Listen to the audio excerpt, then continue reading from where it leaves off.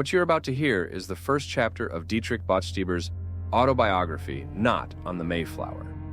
Dietrich Botstieber was born in 1912 in Vienna, Austria, during the final years of the Habsburg monarchy, when the country flourished with abundant natural resources and high culture. In his memoirs, Botstieber writes about his life in Austria during the first part of the 20th century and describes an Austria of great beauty and bounty that, over those years, diminished in size, culture, wealth, and prestige, due in large part to the breakup of the dual Habsburg Empire, the 1938 Anschluss, and the ensuing war. Botstieber witnessed the most unsettling times in Austrian history. But in Chapter 1, he poignantly recounts the innocence of his own youth in 1931 when he was 18. Blistering sunshine fell on the Karawanken, gilding the southern edges of their rocks in bright yellow crystals, and scattering a shower of golden dust over the pine-covered foothills.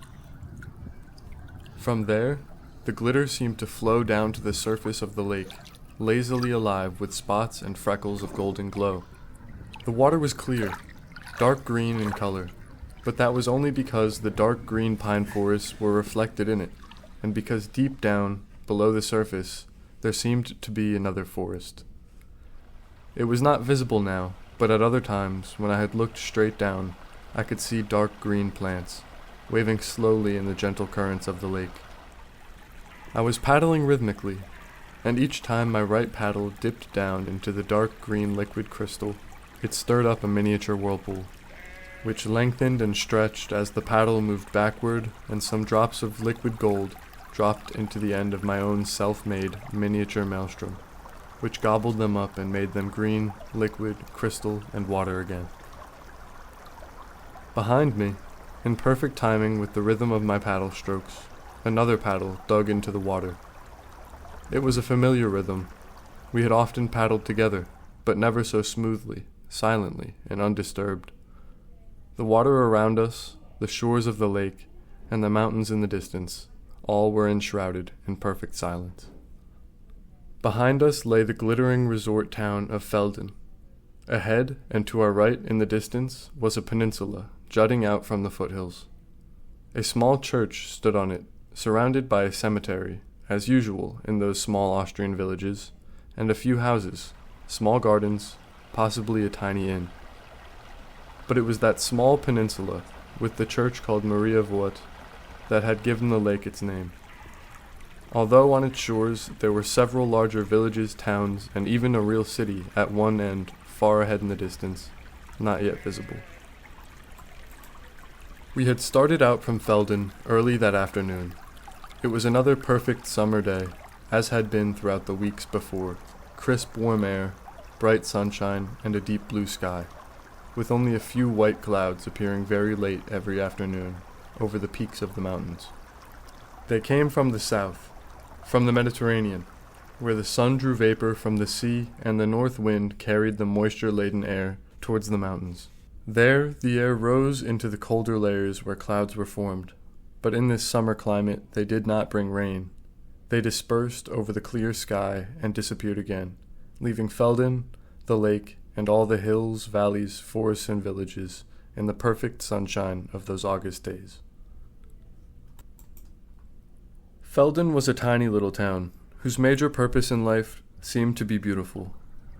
Nature had done its part, providing the lake, the wooded hills, the mountains in the distance, and a mild, friendly climate, a reminder of the wider world to the south that stretched out beyond the mountain chain, that defined a limit beyond which, it seemed, one could not go.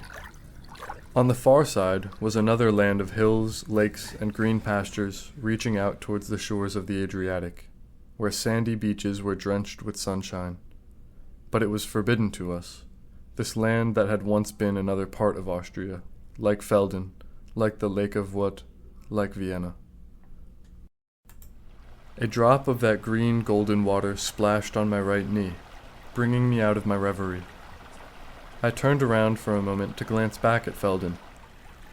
Sadness would soon have its way again, but now it was August. The sun was warm, and I had another 3 weeks of vacation ahead of me. But at this moment, I was hoping there was a chance that, at the far end of this paddling excursion, I might encounter Mickey. Mickey. It was a dream anyway, and any presumption that the whole thing could be real was just fantasy. At first the name seemed frivolous, given the exalted image I had of her. I had only seen her a few times. She had danced on the open-air stage of the Burggarten, the park that adjoined the Hofburg, the enormous palace where the Austrian emperors had resided in Vienna. It had been last May, 3 months ago, and they seemed long months and weeks. There had been an evening performance on the stage in the park. The air was full of spring, clear, comfortably enveloping, and cool enough to make anyone feel comfortable. Even in the dark suit, with a high collar, that was the rule when one attended an evening performance. The stage was lit brightly, and a small orchestra accompanied the dancers. It was a group of girls known as the Tanzgruppe Bodenwiese. They performed a dramatic dance with a serious theme, whose meaning I had soon forgotten once my eyes became fixed on one of the girls. She seemed to be the tallest, perhaps because of her blonde hair that lay smooth on her head, flowing back to end in some wide curls over the back of her neck. I had observed her movements, her tall, slender but curvaceous figure of incredibly pleasing proportions, ideally matched to her serious face. It seemed to express gentle, dutiful concern. Her hair, parted in the middle, gave her an air of a young Madonna. In one of the slow passages of the dance, her head turned slowly and revealed a profile of incredible perfection. A perfectly straight nose, a mouth with an almost imperceptibly retreating lower lip, and full, yet mildly concave cheeks. Over all of it, that glorious blonde hair with a definite touch of gold. There was no question that she was unreal. Nothing so beautiful could possibly live, walk, eat, act simply human, and I would never be able to talk to her, even just face up to a living thing of such perfection. I was 18. In a few years I would be finished with my studies of engineering, leave that world of graciously desperate self-deceit in which I was living against my will, and go into some jungle in the Amazon River Delta to build the first bridge or power plant some thousands or so kilometers from the nearest human settlement. And then, someday, I would return to Vienna and think again of the Madonna profile I had left behind. Vienna, where music and the arts mattered more than the introduction of a new type of locomotive, or an airplane that could cross the ocean within a few hours, or one that would rise vertically, or ones like the DOX by Dornier, but twice as fast, with engines that did not have pistons but ran like turbines. I would never get involved in music or theater, but then, I would also never become involved with someone like Mickey, for she would never even notice me. Why would she, anyway? After all, I was too young. I had not accomplished anything. I did not earn a livelihood of my own. I had years of studying ahead of me. I had finished only the first year at the Technical University. It had been a hard year, and I wanted to spend the summer in a factory in a foreign country in order to gain experience in technology and learn another foreign language. I had spent the previous summer in a machine tool plant in England. This summer, I had hoped to be in France, to perfect my French and learn the terms of engineering in that language. But my father had opposed my plans. I should take a vacation, he insisted. He had made reservations at the Schloss Hotel in Felden. I was defiant. No posh resort for me. I wanted the smell of steel and oil, the atmosphere of industry. I wanted to experience the spirit of the workers, whose lives were spent in machine shops among belts that came down from counter shafts of the machines, among gas furnaces that radiated warmth as they heated finely cut machine parts to drive carbon into the iron and make the steel harder, stronger. If my greatest dream came true, I might get into a place where aircraft engines were made, so I could be part of a team that created the power to fly. But my father had opposed any such plan for the summer. No, he felt I should come to Felden with the rest of my family, my mother and father and sister. And Mickey would be nearby, he added with a smile. I felt embarrassed, angry that he had noticed. I looked through the program after the performance, found her name, and asked my father some casual questions, trying not to betray my burning curiosity. He had answered just as casually, but he must have guessed something. Otherwise, why would he have brought her up just before our vacation?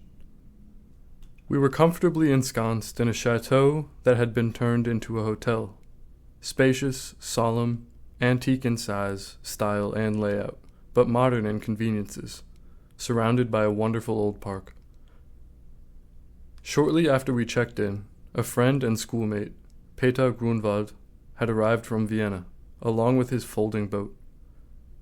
We had been friends for many years, but our ways had diverged, and I had embarked on my studies in engineering. But we each had some passing interest in each other's field. His folding boat was of the sturdy two-seater type, with a strong wooden structure that could be assembled on the beach and covered with a rubber skin to make something like a two-man kayak. Day after day we paddled on the lake, along the shore, on smooth water and in the wakes of motorboats. Sometimes we climbed overboard for a swim, here in this place that denied the existence of a real world beyond the foothills and mountains behind the shore. That afternoon, I had suggested that we paddle straight on eastwards, towards the end of the lake as far as we could go, to see more of the lake, of the shore, of the villages and hotels and... No, just of the villages and hotels. "We should turn around and go back," Peter said. I had expected this for some time. We had paddled well into mid-afternoon, and the way back was as long as the way we had gone. Longer, possibly, for we would be tired. He was right, of course, but he did not know my foolish plan. I was far too ashamed to say that I wanted to go on beyond the peninsula ahead, beyond the resort town of Portschach, to a small village on the lake shore. It had the somewhat awkward name of Kumpendorf, and it did not have the fashionable reputation of Portschach, and certainly not of Felden. But when my father had said that Mickey would be nearby, he had casually mentioned that she was going to stay in Kumpendorf. So I had this silly plan now to paddle on until I can see Kumpendorf, just to know that I had been there, at the place where she was, knowing that there was no time to go ashore and find out where she was staying.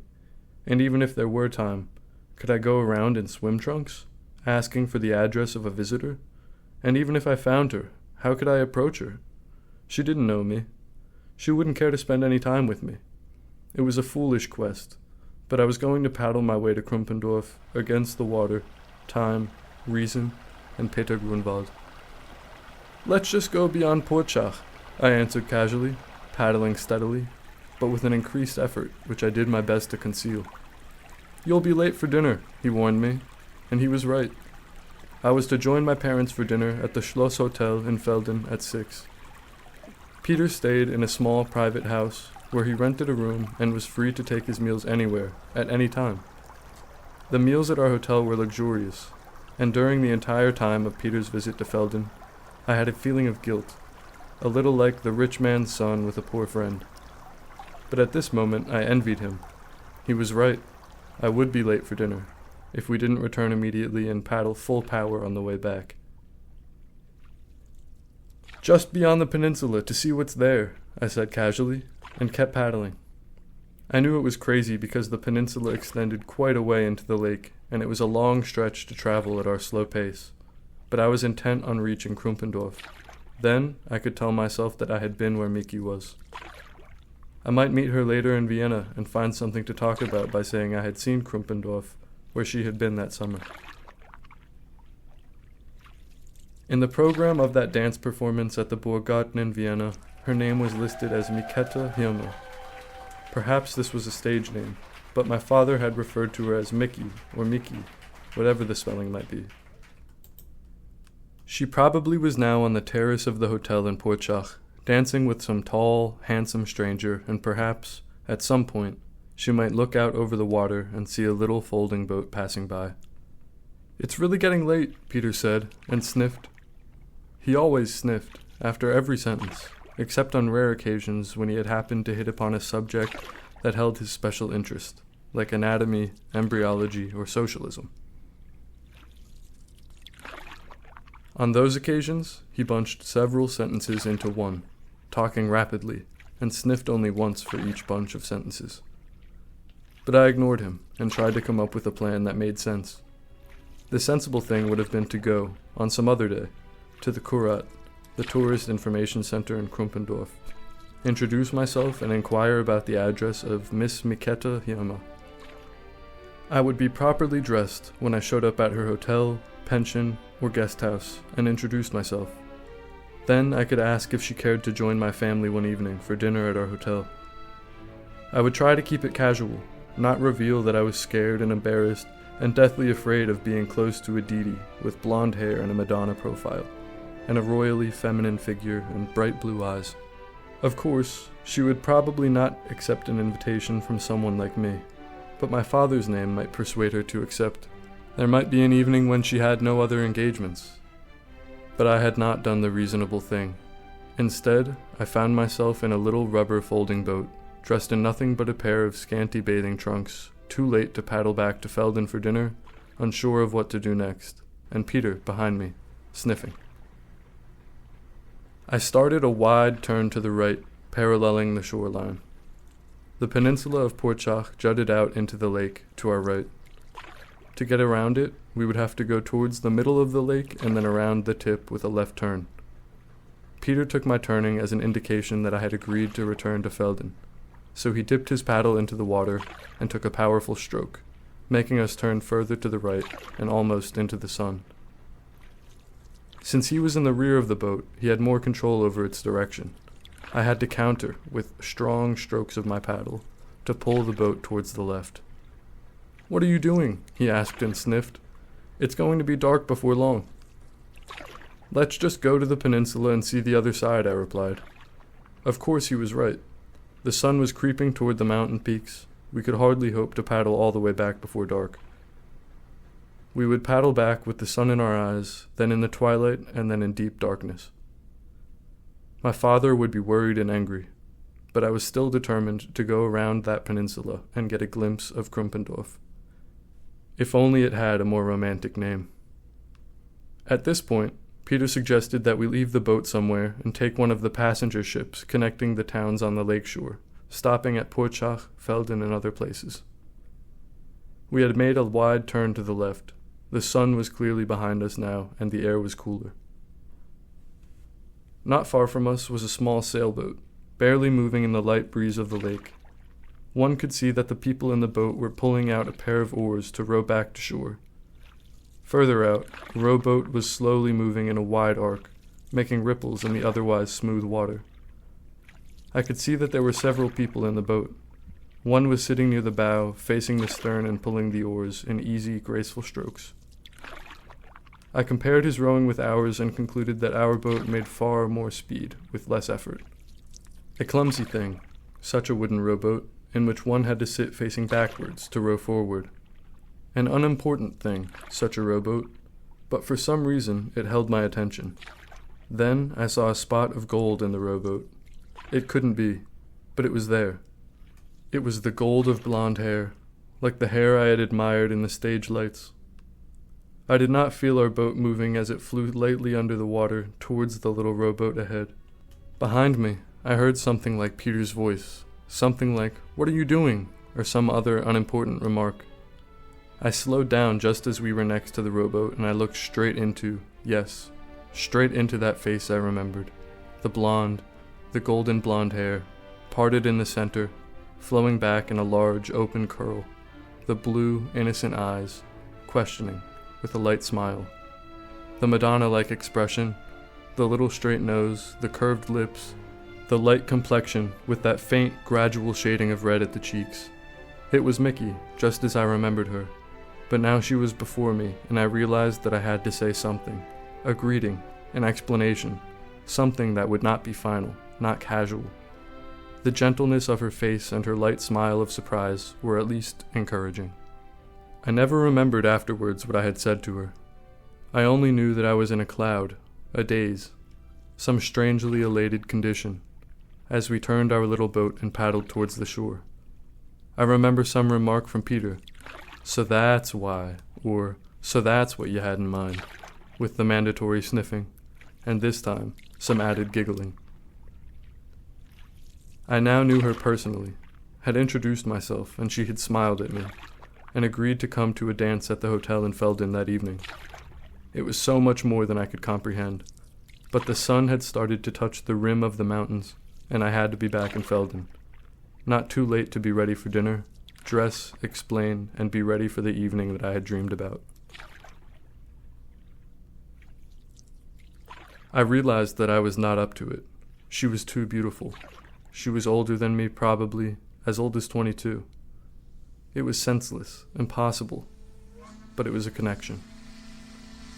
We tied the boat to one of the poles on the landing pier and got on the passenger ship to Felden. For some reason, I had brought along a small amount of money, kept in a bag tied to the inside of the boat, so we were able to purchase tickets. The ride back was fast. Engines make things faster than paddles. I was a little shaky now, and even cold, because we were in our bathing suits, shivering in the light breeze as the ship moved rapidly through the evening air. I knew that I would live through this evening if I didn't spoil it by behaving awkwardly or saying something foolish. Wasn't it enough to have good fortune to have met her, unplanned, unprepared, on the lake of Voet? The terrace of the hotel was at its best that night. The air was gentle and the sky was clear and studded with glittering stars as I danced with her. She was gracious and kind. She danced with the ease that I had expected after seeing her on stage. I was dazed and made insecure by the feeling of my arm around her waist, thin, supple, alive. I did not dare to move it slightly down to become aware of the start of the roundness of her hips, nor upwards where the elegant curvature of her chest would begin. I found myself thinking of calculus, the method by which one could calculate the narrowest point of a curve. I tried to convince myself that, for this brief moment in time, I was in heaven, not in school. Nor did I dare look directly at her face, although I did my best to catch glimpses of those open, wide eyes with the seriously gentle expression, eyes as blue as the sky earlier that day. Sometimes, when we turned a little out of synchronism, I thought that I breathed the light wave of the fragrance of her hair, that golden stream, tight around her head, parted perfectly in the middle, flowing backwards behind her shoulders. I felt awkward and shy and disturbed and hated myself for being only what I was, so poorly matched to this image of a Madonna in blonde and blue. She was friendly, gentle, and unaffected. I learned that the end of her vacation was near.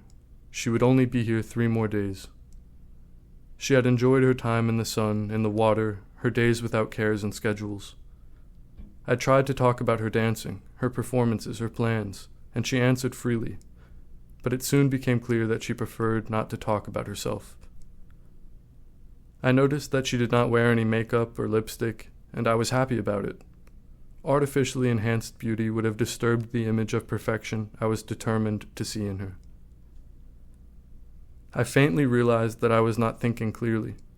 I only knew that my right arm held Mickey's slender waist, my left hand felt the gentle softness of her long fingers on my palm, and my face was close to hers. I told myself that I could not wish for anything else, except, perhaps, more of the same. I met her the following afternoon for a walk along the lake shore. We were not alone. Her sister and 2 other people were with her. I told myself that I should resent their presence, but my other self approved of it, for I felt small and insecure when alone with her. We took the passenger boat across the lake, and I became involved in a conversation with Mickey's sister, a girl some years older and without her serene beauty and charm. But courtesy required that I pay proper attention to her. After we landed, we went to the church that gave the lake its name. As we strolled through the entrance of the church and towards the aisle, I noticed Mickey kneeling before a side altar, devoutly looking up to the picture of the Madonna. Her slender, small hands were neatly folded in prayer. She is not praying for me, was my first thought, and I felt guilty about it. Then, I noticed that her skirt had slipped above her knees, showing the fabric of her stockings tightly stretched over them and slightly wrinkled near the back, making her look more like a real person, rather than the dream figure of my imagination. I realized that above those knees the stockings would end. that there were soft feminine thighs above, and hips, and a warm, intimate area between them. A hot feeling of guilt and reproach came over me. I was ashamed to be entertaining such thoughts about her, the Madonna, the faultless one, the one so far above anything I could have ever dreamed and hoped for. I felt my face blushing and tried to think of other things. Mickey's last 3 days were over. I saw her off at the station, carried her suitcase into the compartment of the express train to Vienna, and placed it on the overhead luggage rack, kissed her hand properly, and asked for permission to call her in Vienna. She thanked me properly and granted my request. Unfortunately, she did not have a telephone, but I could send her a card or leave a message for her at the dance studio, which was located at the concert house, where my father was general manager. The train went off with proper steaming and hissing, but my thoughts about the eventual electrification of that line by harnessing the nearby river had to be postponed, because this specific train carried Mickey, and I had to adjust to the thought that I had met her and would probably, no, surely, see her again, and not just on the stage, in a month, when the summer was over, when real life would start again. It was 1931, and I was 18. Thank you for listening to Chapter 1 from Dietrich W. Botstieber's autobiography, Not on the Mayflower. If you enjoyed, a link to the book can be found in the description.